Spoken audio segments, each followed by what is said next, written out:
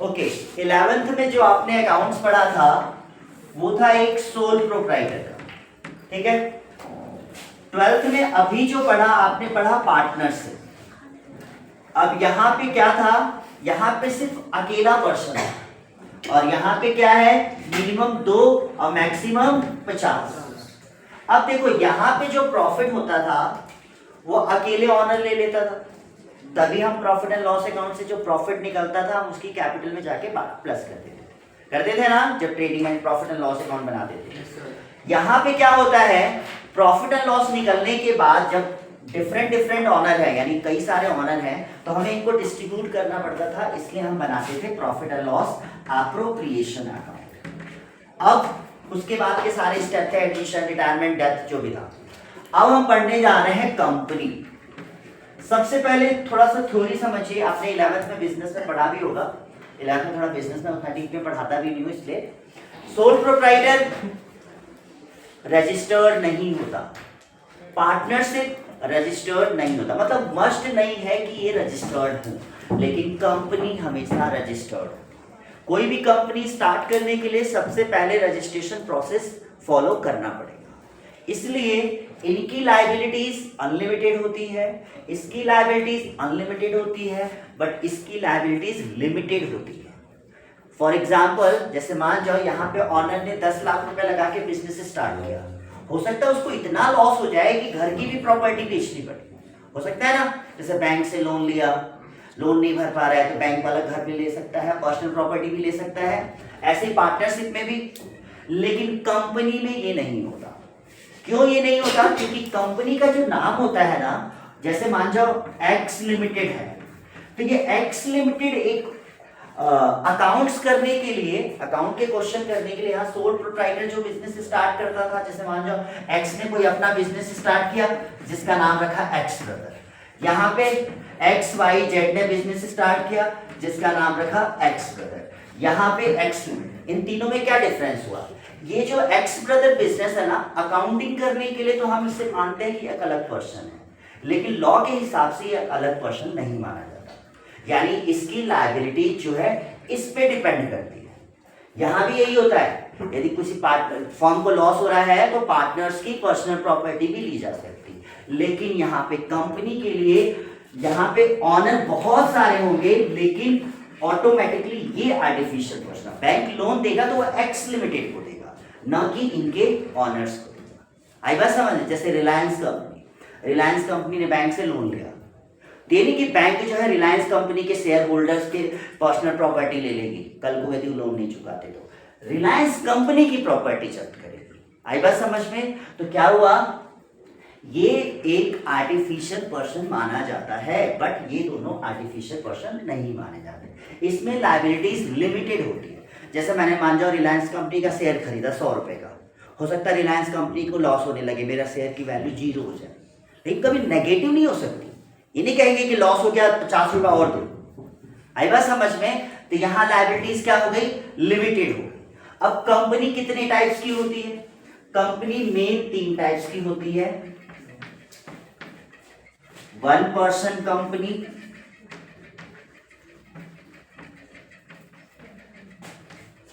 Private company and public company. Clear है? 1 person company पहले नहीं था, ये 2014 में ही आया है कि कोई भी एक बंदा भी अपनी कंपनी स्टार्ट कर सकता है। प्राइवेट कंपनी क्या होता है? जहां पे 51% से कम शेयर, लेस देन गवर्नमेंट का होता है, वो कंपनी क्या कहलाती है? Private company. जहां पे 51% से मोर देन शेयर होता है, वो कंपनी क्या कहलाती है? Public company. आई बात समझ में? 1 पर्सन कंपनी में अकेला ही बंदा होगा, क्योंकि नाम से ही लग रहा है 1 पर्सन। प्राइवेट कंपनी में मिनिमम 2 मैक्सिमम 200, कितने लोग हो सकते हैं? मिनिमम 2 और मैक्सिमम 200। पब्लिक कंपनी में मिनिमम 7 और मैक्सिमम नो लिमिट, मतलब अनलिमिटेड। आई बात समझ में? दूसरा, 1 पर्सन कंपनी को अपने नाम के आगे 1 पर्सन कंपनी लिखना होगा। क्लियर है? प्राइवेट कंपनी को अपने नाम के आगे पीवीटी लिमिटेड, इसका मतलब क्या होता है, प्राइवेट लिमिटेड, और पब्लिक कंपनी को लिमिटेड। समझ में आया? इससे थ्योरी और एमसीक्यू पूछे जाते हैं। 2-3 चीजें याद रखिए। यहाँ पे अकेला पर्सन था तो प्रॉफिट को बांटा नहीं जाता था। यहाँ पे यदि मैं पूछूं कि profit and loss appropriation account कौन सी फर्म बनाती है, ऑप्शन दे दिया सोल प्रोप्राइटर, पार्टनरशिप, कंपनी, अब तीसरा ऑप्शन दे दिया कंपनी एंड पार्टनरशिप। तो कौन बनाता है? कंपनी भी बनाती है और पार्टनरशिप भी बनाती है। क्लियर है? क्योंकि इनको भी तो प्रॉफिट बांटना पड़ेगा और यहाँ भी बहुत सारे ऑनर है तो प्रॉफिट बांटना पड़ेगा। तो कंपनी और पार्टनरशिप दोनों पीएल एप्रोप्रिएशन अकाउंट बनाते हैं। बट हमें पीएल एप्रोप्रिएशन अकाउंट सिलेबस में पढ़ना नहीं है, सिर्फ इसका पार्टनरशिप का ही पढ़ना है, थ्योरिकल याद है। अब कंपनी कितने टाइप्स की होती है? 3। 1% company, private company, public company. 1% company के नाम के आगे क्या ऐड होता है? 1% कंपनी। प्राइवेट कंपनी के नाम के आगे क्या होता है? Private limited. जैसे रिलायंस का नाम देखोगे तो लिखा होगा रिलायंस प्राइवेट लिमिटेड, होता है ना? तो वो कौन सी कंपनी है? Private company. पब्लिक कंपनी के आगे लिमिटेड लिखा होगा, रेल विकास निगम लिमिटेड। रेलवे क्या है? गवर्नमेंट की कंपनी है तो क्या लिखा होता है? रेल विकास निगम लिमिटेड। ऐसे इलेक्ट्रिसिटी वगैरह का होगा तो लिमिटेड, यानी जो गवर्नमेंट का होगा उसमें क्या लिखा होगा? लिमिटेड। इनको पब्लिक से पैसा लेना अलाउ नहीं है एज अ शेयर के रूप में। जैसे हम शेयर खरीदते हैं ना मार्केट में, तो शेयर का मतलब क्या होता है? देखो, जब सोल प्रोप्राइटर पैसा इन्वेस्ट करता है तो उसको क्या कहते हैं? कैपिटल। यहाँ पे जैसे एक्स अपना पैसा लगाता है फॉर्म में, ऑनर पैसा इंट्रोड्यूस करता है तो उसको क्या कहते हैं? कैपिटल। यहाँ पे पार्टनर लोग पैसा इन्वेस्ट करते हैं तो उसे क्या कहते हैं? Partner capital, partners capital. Clear है? और यहाँ पे कंपनी में बहुत सारे लोग पैसे लगा रहे हैं तो उसको क्या कहेंगे? Share capital. आया समझ में? तो 1% कंपनी यदि जो स्टार्ट करेगा उसे ही पैसा लगाना है, पब्लिक से वो पैसा मांग नहीं सकता। प्राइवेट कंपनी को भी पब्लिक से पैसा मांगना अलाउ नहीं है।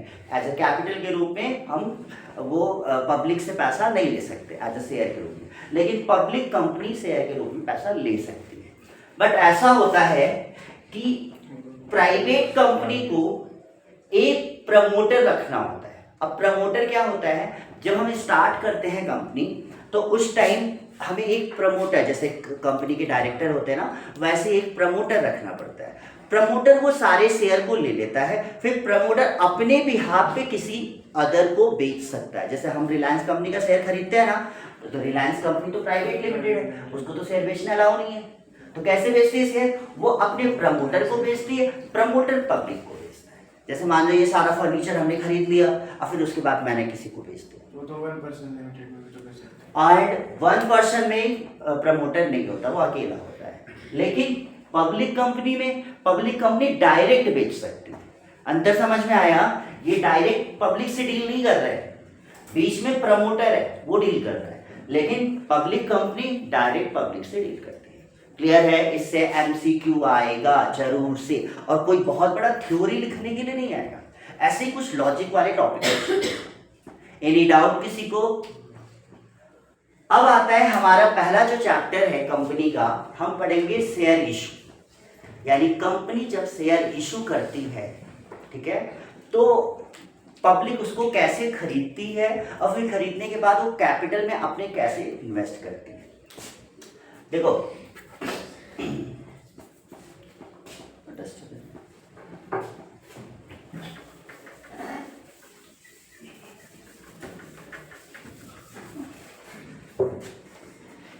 फर्स्ट होता है ऑथराइज्ड कैपिटल। ऑथराइज्ड कैपिटल हो सकता है स्पेलिंग मिस्टेक हो गई, कैपिटल। दूसरा इशूड कैपिटल एंड ऑथराइज्ड और इशूड क्या है? ऑथराइज्ड को हम नॉमिनल कैपिटल भी बोलते हैं, नॉमिनल कैपिटल। जब भी कंपनी स्टार्ट होती है ना, चाहे वो 1% हो, चाहे प्राइवेट हो, चाहे पब्लिक, तीनों के लिए रूल्स ये होता है कि जब वो स्टार्ट होती है तो उन्हें अपनी कैपिटल अपने प्रोस्पेक्टस में मेंशन करनी होती है कि हमारा टर्नओवर कितना रहेगा, 50 लाख, 60 लाख, 80 लाख, 1 करोड़। उससे वो ज़्यादा नहीं कर सकते। आई बात समझ में? जैसे किसी कंपनी ने स्टार्ट किया और उसने कहा कि 50 लाख की हमारी कैपिटल होगी, तो उसका पूरा बिजनेस जो डिपेंड है उसकी कैपिटल हमेशा 50 लाख ही रहेगी। 50 लाख से कम हो सकती है लेकिन 1 रुपए भी ज्यादा नहीं हो सकती। क्लियर है? तो मैक्सिमम कैपिटल क्या हुआ? 50 लाख। आई बात समझ में? तो मैक्सिमम कैपिटल को क्या कहते हैं? Authorised capital. क्लियर है? मैक्सिमम कैपिटल, एक कंपनी की जो मैक्सिमम कैपिटल होती है जिससे वो ज्यादा नहीं जा सकती, 1 रुपए भी ज्यादा नहीं जा सकती, उसे कहते हैं ऑथराइज्ड। बट यहाँ पे 1% में क्या है कि जितना आपने मैक्सिमम कैपिटल बोला है वो आपको खुद ही इन्वेस्ट करना है। यहाँ पे क्या बोला है कि जितना आपने मैक्सिमम कैपिटल बोला है 2 या 200 लोगों को, उन लोगों को मिलकर इन्वेस्ट करना है। अब इसमें से कोई प्रमोटर बन गया, वो पब्लिक से लेकर के पैसा लगा दिया, वो अलग बात है। बट मेन ऑनर ये 2 से 200 लोग हैं जो उतने ही लोग करेंगे। यहाँ पे ये है कि चाहे तो वो पैसा अपने पास से इन्वेस्ट करो, चाहे तो वो पब्लिक से लेके इन्वेस्ट करो। आई बात समझ में? तो जो मैक्सिमम कैपिटल होता है उसे कहते हैं ऑथराइज्ड कैपिटल। अब उसमें से जो पब्लिक को इशू करते हैं, मतलब कि मान जाओ हमने कंपनी स्टार्ट करी 50 लाख, हमारे पास 50 लाख रुपए नहीं है, हमने पब्लिक को ऑफर किया कि मैं कंपनी स्टार्ट कर रहा हूँ, मेरी कंपनी में पैसा इन्वेस्ट करो। ठीक है? तो हमने यदि 50 लाख की कैपिटल का बिजनेस बनाया है तो इशू जो करेंगे वो 50 लाख से ज्यादा नहीं हो सकता कभी। आई बात समझ में? तो authorised capital, issued capital equal हो सकता है। बात समझ में आई? हम पूरा पैसा पब्लिक से मांग सकते हैं, कम पैसा हो सकता है हम 10 लाख अपने पास से लगाएं और 40 लाख पब्लिक से। क्लियर है? लेकिन कभी ये नहीं हो सकता कि ऑथराइज्ड कैपिटल 50 लाख है तो इशूड कैपिटल 51 है, नहीं हो सकता। आई बात समझ में? तो यहाँ पे 3 चीजें बनी, authorised capital, issued capital equal हो सकता है। क्लियर है? ऑथराइज्ड कैपिटल और इशूड कैपिटल में ऑथराइज्ड कैपिटल ग्रेटर हो सकता है। देखो, authorised capital, issued capital equal हो सकता है, ये ग्रेटर हो सकता है। ऑथराइज्ड कैपिटल ये नहीं हो सकता। क्लियर है? मतलब इशू जो चीज जिधर खुला होता है ज्यादा कहते हैं ना। ओके, तो यानी ये हो सकता है, ये कंडीशन नहीं। आई बात समझ में? मीन्स कहने का मतलब क्या है, कभी भी इशूड कैपिटल ऑथराइज्ड कैपिटल से ज्यादा नहीं हो सकता। क्लियर है? इक्वल हो सकता है, पहले ठीक लिखा था। मतलब ऑथराइज्ड कैपिटल ज्यादा हो सकता है, मीन्स ऐसे ना, और ऐसे नहीं हो सकता। अच्छा समझ में आया? ऐसे एमसीक्यू बना के पूछा जा सकता है। जैसे 3 ऑप्शन दे दिया, इसमें कौन सा इनकरेक्ट है, कौन सा करेक्ट है। ऊपर के 2 करेक्ट है तो क्या करेगा?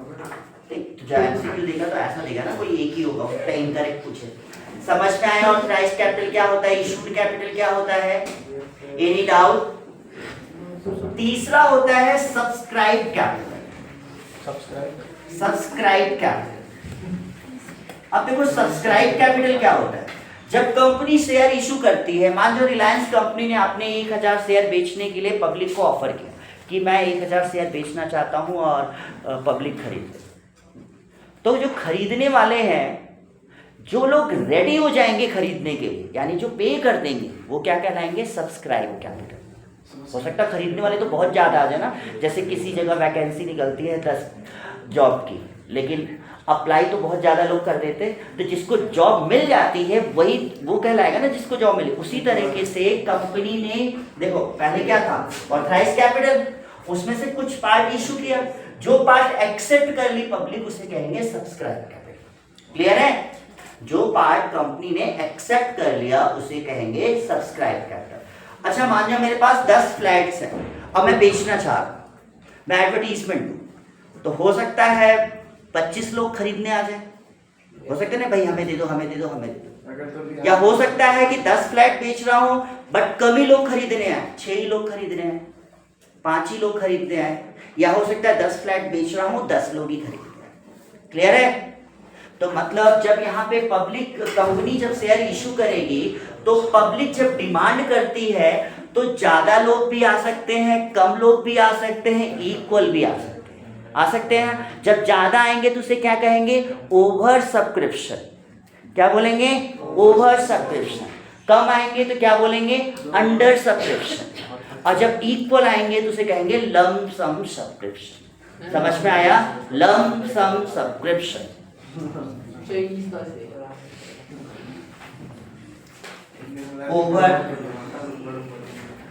Over subscription, under subscription, lump sum. For example, एक कंपनी ने 1000 शेयर इशू किया, ठीक है, और 1200 पब्लिक उसको खरीदने के लिए अप्लाई कर रही है, तो क्या कंडीशन कहलाई? Over subscription. 1000 शेयर इशू किया और 900 लोग आ रहे खरीदने के लिए, क्या कहलाएगा? Under subscription. 1000 खरीदने के लिए बोला और 1000 लोग आए खरीदने के लिए, इसे क्या कहेंगे? इक्वल। इक्वल मतलब लम्प सम। इक्वल, जितना चाहिए था उतना मिल गया। ओके, समझ में आया? Yes sir. अब हमें पता है कि ऑथराइज्ड कैपिटल को तो हम बढ़ा नहीं सकते ना। ऑथराइज्ड कैपिटल तो फिक्स्ड है, जैसे 50 लाख का तो 50 लाख फिक्स्ड है, उसको कभी नहीं बढ़ा सकते। ऑथराइज्ड कैपिटल का जो पार्ट इशू किया है पब्लिक को, तो मान जब 1200 लोग आ जाएंगे तो हम 1200 लोग को देंगे? नहीं देंगे। हमारे पास 10 फ्लैट्स हैं और 15 लोग आ गए खरीदने के लिए, तो हमको उन्हीं में से किसी 10 को देना होगा, 15 को तो नहीं दे सकते ना, क्योंकि हमारे पास अवेलेबल ही 10 है। जो बेटर रेट दे, चाहे जो भी हो। आई बात समझ में? लेकिन हम देंगे तो किसी 10 को ही। बात समझ में आई? वैसे ही अंडर सब्सक्रिप्शन में अब 10 फ्लैट्स बेचना है, 6 लोग आए, तो हम क्या करेंगे? 6 को दे देंगे, 4 हमारा पेंडिंग पड़ा रहेगा। क्लियर है? बराबर है तो इक्वल दे देंगे। तो क्या हुआ, जब ज्यादा लोग आएंगे तो हम सबको नहीं दे सकते, यहाँ पे हमें कुछ कंडीशन फॉलो करना पड़ेगा ना। जैसे इसने बोला जो बेटर रेट देगा उसको देंगे, लेकिन कंपनी के रेट हमेशा फिक्स होते हैं। ये नहीं है कि कंपनी कोई ऑर्डिनरी पर्सन है। आई बात समझ में? कोई भी ब्रांड की चीज खरीदोगे तो उसके रेट हमेशा फिक्स होते हैं, होते कि नहीं? ये तो नहीं कर अगर आप वो 10 के 10 को दोगे तो क्या करोगे? 1 मिनट आप मत बोलो। क्या बोला? कंपनी के रेट हमेशा फिक्स होते हैं। अब जैसे मान जाओ, आपने बहुत बार सुना होगा कि दिल्ली गवर्नमेंट के वो सोसाइटीज़ के फ्लैट्स के स्कीम निकली है, लोग अप्लाई करते हैं, पता चलता है कि 1000 फ्लैट्स होते हैं और लाखों लोग अप्लाई करते हैं। तो क्या दिल्ली गवर्नमेंट ये थोड़ी करती कि जो ज़्यादा देगा उसको दे दे? कुछ रूल्स बनाती है ना, कोई लॉटरी सिस्टम करता है, कुछ अलग रूल्स बनाती है। तो क्या करेंगे, जब ज़्यादा लोग आएंगे तो कंपनी कोई ना कोई सिस्टम फॉलो करेगी। अब जो सिस्टम फॉलो करेगी वो डिपेंड करता है क्वेश्चन पे कि कैसे करना है, वो आगे हम करने में बताएंगे। बट इतना याद रहे कि 200 लोगों को तो वापस भेजना ही पड़ेगा। जिस जॉब में होता है 200 लोगों को वापस भेजना ही पड़ेगा। बात समझ में आई? हम 1000 को ही दे सकते, 1200 को नहीं दे सकते। लेकिन यहाँ पे तो ठीक है, हम 900 को दे देंगे, और यहाँ पे ठीक है हम 1000। इतनी टॉपिक समझ में आया? ओके, इतनी बार बोल रहे थे। हाँ जी, क्या नाम है? बोरा। 1% company, private company, public company, तीनों को एक्सप्लेन करिए। सर 1% कंपनी वो होती है जिसको एक आदमी चलाता है और उसको खुद ही